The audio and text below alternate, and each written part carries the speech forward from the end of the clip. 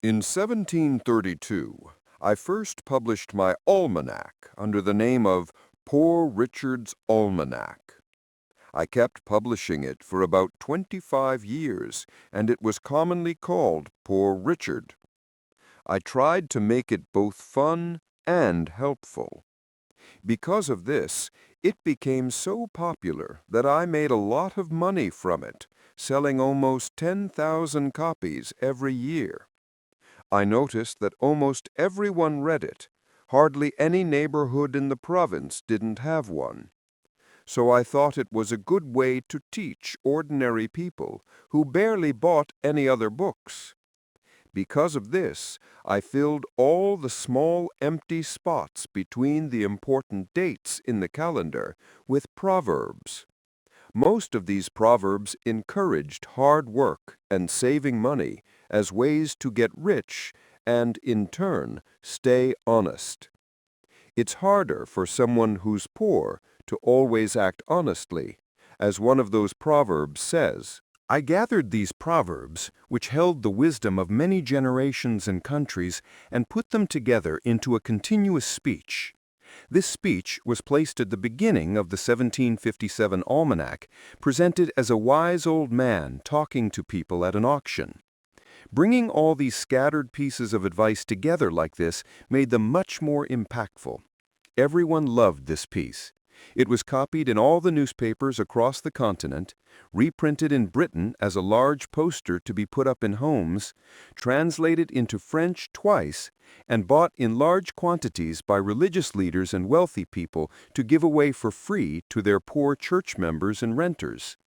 In Pennsylvania, since it discouraged spending money unnecessarily on fancy foreign goods, some believed it helped create the increasing amount of money that was seen for several years after it came out. I also saw my newspaper as another way to share knowledge.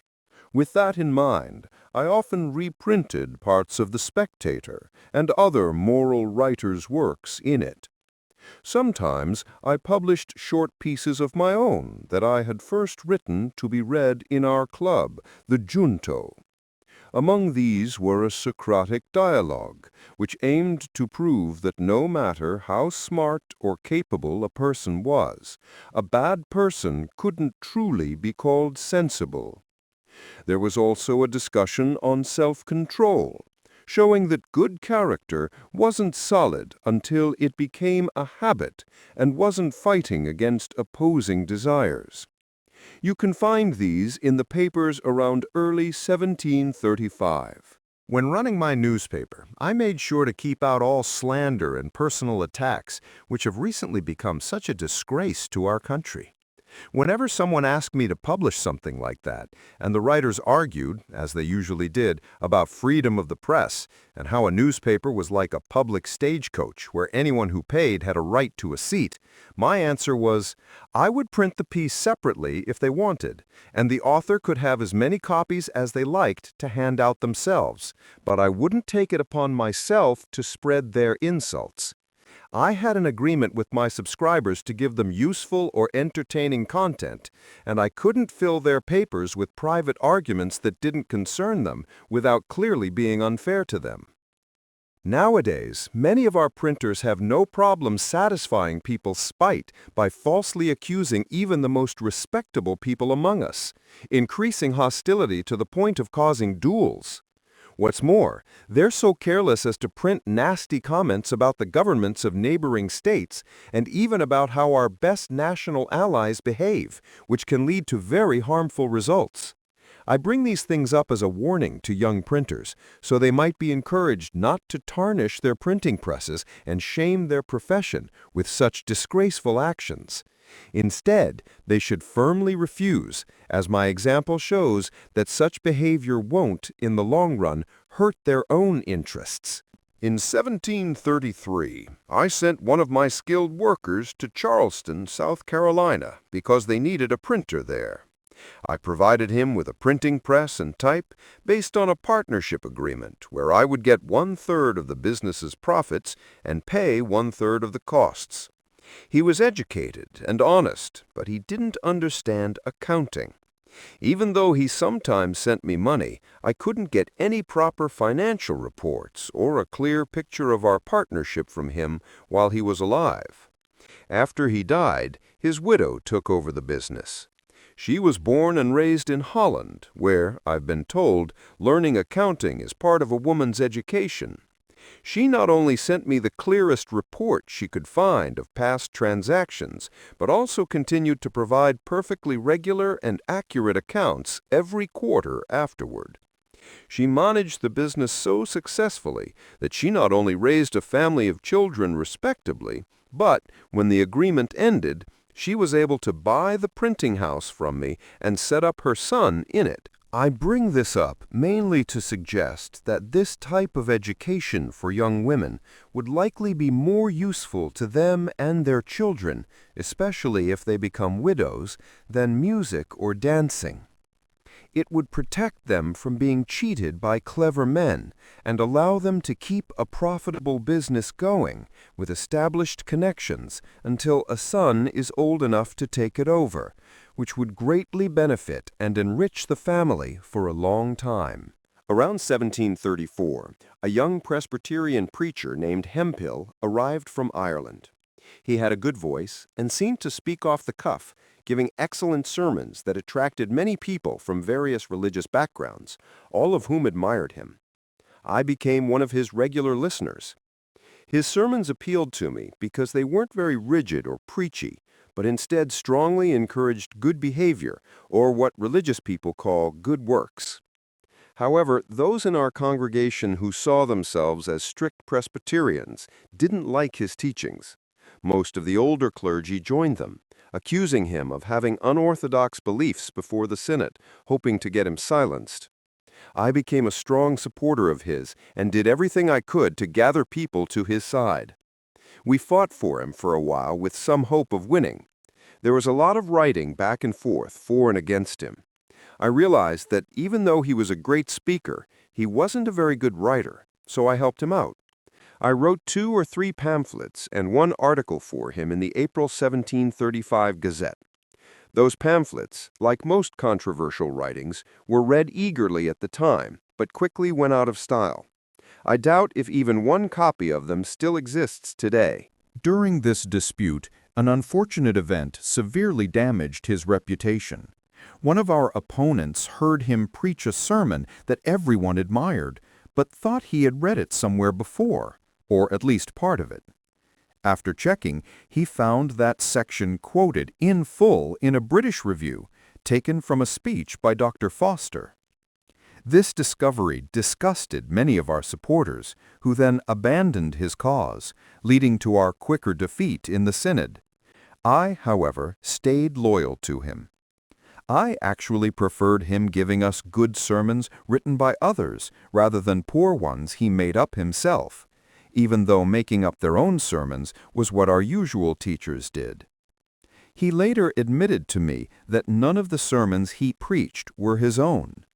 He added that his memory was so good he could remember and repeat any sermon after reading it just once. After our defeat, he left us to find better opportunities elsewhere. I also left the congregation and never rejoined it, though I continued to pay my subscription for many years to support its ministers. In 1733, I started studying languages. I quickly became so good at French that I could read books easily. Then I started learning Italian. A friend who was also learning Italian often tried to get me to play chess with him. Realizing this was taking up too much of my study time, I eventually refused to play anymore, unless we agreed that the winner of each game would get to assign a task. This task could be memorizing grammar rules or doing translations, and the loser had to complete it honorably before our next meeting. Since we were fairly evenly matched, we essentially pushed each other to learn the language this way.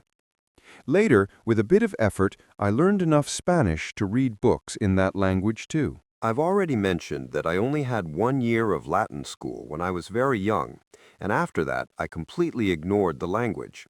But once I learned French, Italian, and Spanish, I was surprised to discover when I looked at a Latin New Testament that I understood much more of the language than I thought I would.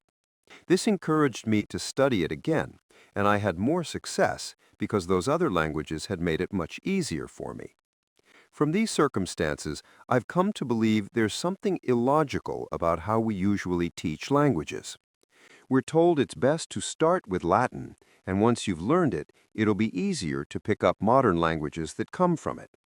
Yet we don't start with Greek to make learning Latin easier. It's true that if you can climb to the top of a staircase without using the steps, you'll find them easier to use on the way down. But surely if you start at the bottom, you'll climb to the top more easily. So I'd like to suggest to those in charge of educating our young people to consider this. Many who start with Latin give up after a few years without getting very good at it, and what they learned becomes almost useless, meaning their time was wasted. Wouldn't it have been better to start with French, then move to Italian, and so on?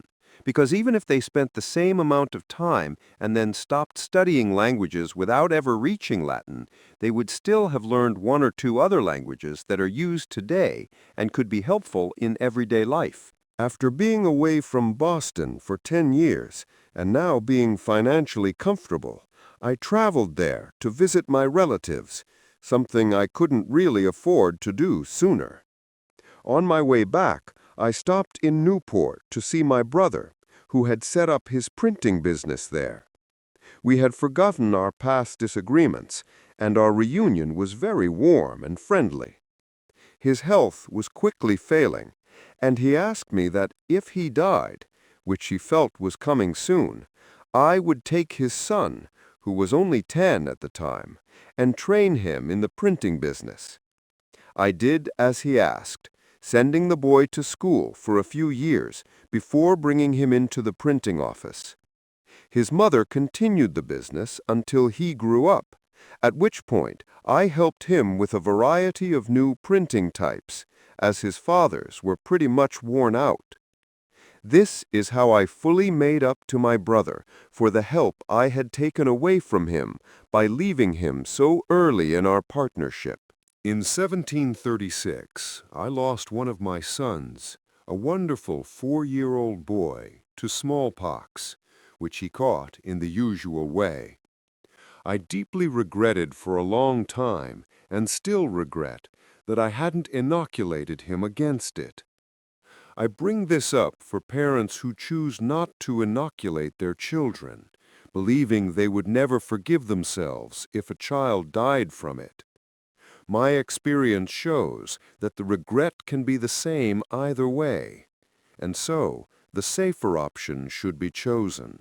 Our club, the Junto, was so helpful and satisfying to its members that several people wanted to bring in their friends. However, we couldn't really do that without going over our agreed-upon convenient number, which was 12. From the start, we had a rule to keep our club a secret, which we followed quite well. The goal was to avoid applications from unsuitable people who wanted to join, some of whom we might find hard to turn down. I was among those who opposed adding more members. Instead, I wrote a proposal that each member should try to form a smaller, separate club, following the same rules for discussions and so on, but without telling them about its connection to the Junto.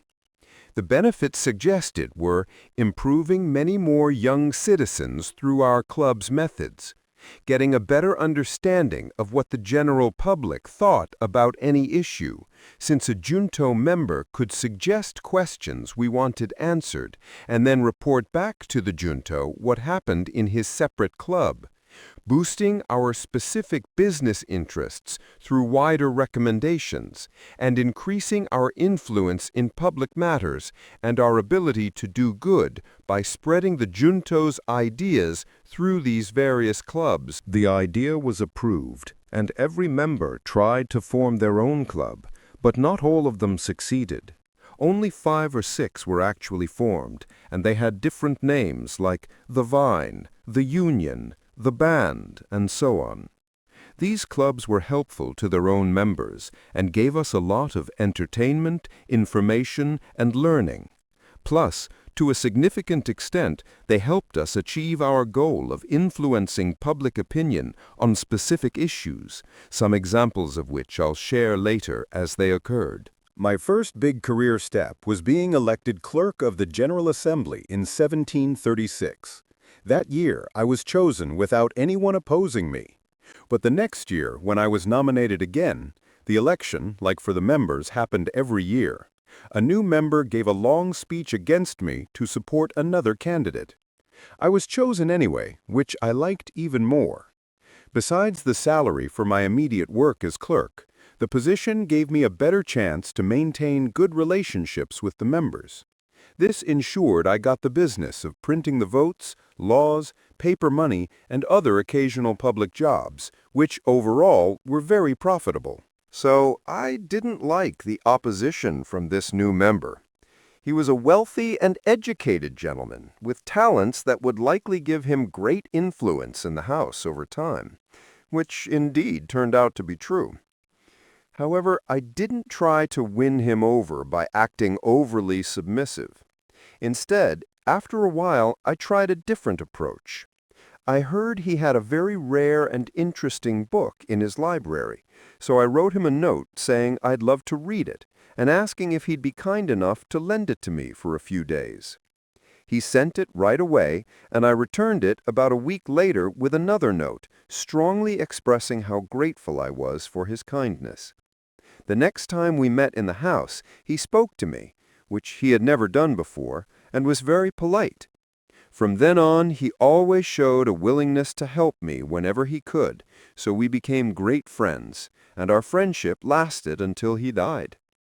This is another example of how true an old saying I learned is, which goes, "And it shows how much more beneficial it is to wisely resolve a conflict than to hold a grudge, retaliate, and keep fighting." In 1737, Colonel Spotswood, who used to be the governor of Virginia and was then the postmaster general, was unhappy with how his deputy in Philadelphia was handling things, specifically some carelessness and inaccuracies in his accounts. So he took the job away from him and offered it to me. I accepted it right away and found it very beneficial. Even though the salary was small, it made communication easier, which improved my newspaper, increased its circulation, and brought in more advertisements. As a result, it ended up providing me with a good income. My old competitor's newspaper declined accordingly, and I was content without getting back at him for refusing, when he was postmaster, to let my papers be delivered by the mail carriers. So he suffered a lot because he didn't keep proper accounts. I mention this as a lesson to young men who might be managing other people's affairs. They should always provide clear and punctual accounts and send money on time. Being known for such careful conduct is the strongest recommendation for getting new jobs and more business.